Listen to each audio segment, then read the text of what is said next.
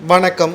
சற்று முன் கிடைக்கப்பெற்ற ஒரு மிக மிக முக்கியமான செய்தி ஒன்று வெளியாகி உள்ளது. செந்தில் பாலாஜி அவர்கள் அமைச்சராக பதவியேற்றவுடன் போட்ட முதல் கையெழுத்தில் சுமார் 1250 கோடி ஊழல் செய்திருப்பதாக அவர் மீது நடவடிக்கை எடுக்க வேண்டும் என்று அமலாக்கத்துறை அதிகாரிகளிடம் எதிர்க்கட்சி தலைவர் எடப்பாடி பழனிசாமி தெரிவித்திருக்கிறார். எதற்காக மீண்டும் அமைச்சர் பதவிக்கும் சிறைக்கு செல்லக்கூடிய நேரம் வந்துவிட்டதா? அதாவது செந்தில் பாலாஜி அவர்களுக்காகத்தான் உதயநிதியை கூட துணை முதல்வராக பொறுப்பேற்க வைக்காமல் கிட்டத்தட்ட 2 மாதங்களாக மக்களையும் அரசியல்வாதிகள் நினைத்தால் என்ன வேண்டுமானாலும் செய்வார்கள், குற்றவாளியை நிரபராதி என்றும் நிரபராதியை குற்றவாளி என்றும் கூறக்கூடிய அதிகாரம் அரசியல் கட்சிக்கு மட்டும்தான் இருக்கிறது. திமுகவினருக்கு சொல்லவே வேண்டாம். செந்தில் பாலாஜி அதிமுகவில் இருந்தால் கெட்டவர், திமுகவில் இணைந்துவிட்டால் நல்லவர்.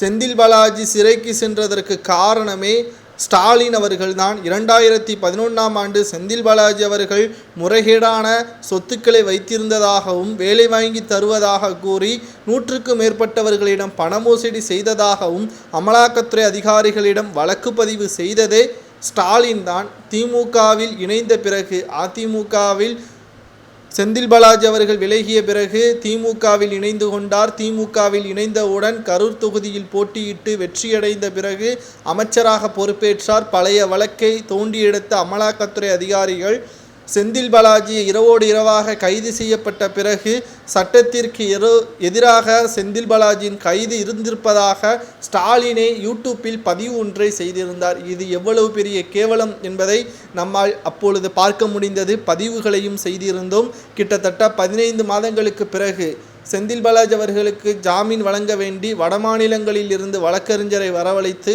அவரிடம் அமைச்சர் பதவி இல்லை, ஆகையால் அவரை ஜாமீனில் வெளிவிடுங்கள், அவரால் எந்த ஒரு ஆதாரத்தையும் அளிக்க முடியாது என்று பல முறை நீதிமன்றத்தில் வாதாடிய பிறகுதான் செந்தில் பாலாஜி அவர்களுக்கு ஜாமீன் கிடைத்தது.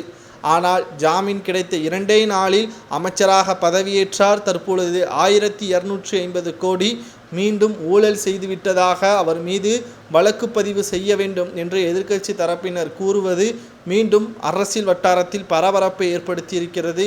இவர்களுக்கு எப்படி மக்கள் மீண்டும் மீண்டும் வாக்குகளை செலுத்துகிறார்கள்?